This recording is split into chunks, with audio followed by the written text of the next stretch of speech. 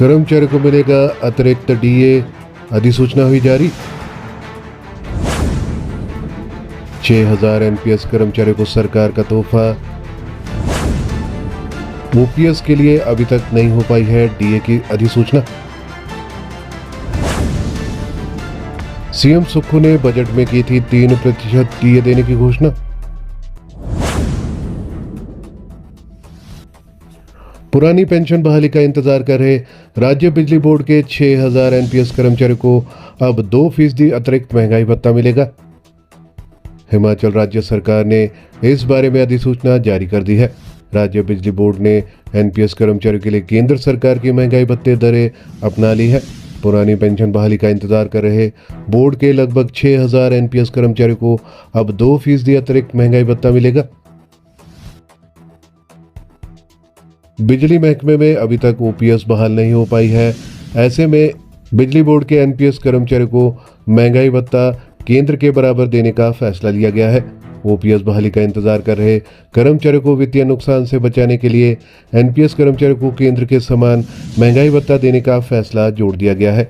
राज्य बिजली बोर्ड प्रबंधन की ओर से मंगलवार को जारी किए गए कार्यालय आदेश से केंद्र सरकार के समकक्षों को दिए जाने वाले लाभों के साथ समानता सुनिश्चित कर दी गई है। बिजली बोर्ड के अधिकारियों ने बताया है कि बोर्ड के जो कर्मचारी एनपीएस योजना का हिस्सा है उन्हें अब केंद्र सरकार की ओर से अनुमोदित दरों पर महंगाई भत्ता मिलेगा। यानी कि इस वक्त केंद्र के कर्मचारियों को लगभग 55% महंगाई भत्ता मिल रहा है, तो हिमाचल के एनपीएस कर्मचारी जो बिजली बोर्ड के अंतर्गत आते हैं उन्हें भी 55% महंगाई भत्ता मिलेगा। संशोधित डीए 2 अप्रैल 2025 के केंद्र सरकार के ज्ञापन में निर्धारित तिथियों से लागू होगा। इस नीति से पात्र कर्मचारियों के टेक होम वेतन में वृद्धि होने और एनपीएस के तहत उनके पेंशन योगदान पर सकारात्मक प्रभाव पड़ने की उम्मीद है।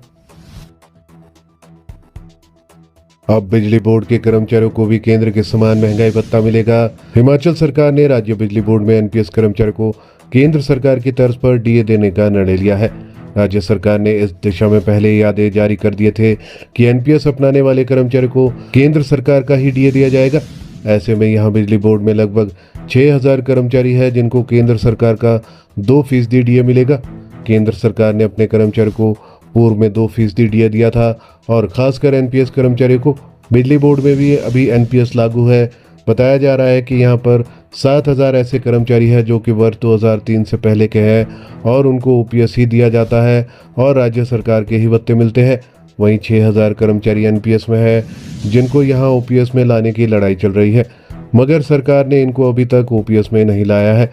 ऐसे में अब सरकार ने यहाँ के एनपीएस कर्मचारियों को केंद्र सरकार की तर्ज पर डीए देने को कहा है। भविष्य में केंद्र सरकार अपने एनपीएस कर्मचारियों को जैसे ही डीए देगी तो यहाँ बिजली बोर्ड के एनपीएस कर्मचारियों को भी इसकी अदायगी स्वतः हो जाएगी। अभी इनका डीए 53% है जो अब 2% बढ़कर 55% तक हो जाएगा। मंगलवार को इसके आदेश जारी हो गए हैं। बिजली बोर्ड कर्मचारी के वेतनमान पर भी चर्चा।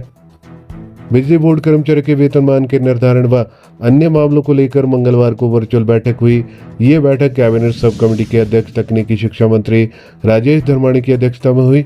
राजेश धर्माणी मंगलवार को कुल्लू में थे और कुल्लू से ही वह अधिकारियों के साथ जुड़े। इनमें उन्होंने कर्मचारी के वेतनमान को लेकर भी चर्चा की। सब कमेटी केंद्र सरकार के वेतनमान का भी आकलन कर रही है और आने वाले समय में ये बड़ी सिफारिशें सरकार को दे सकती है।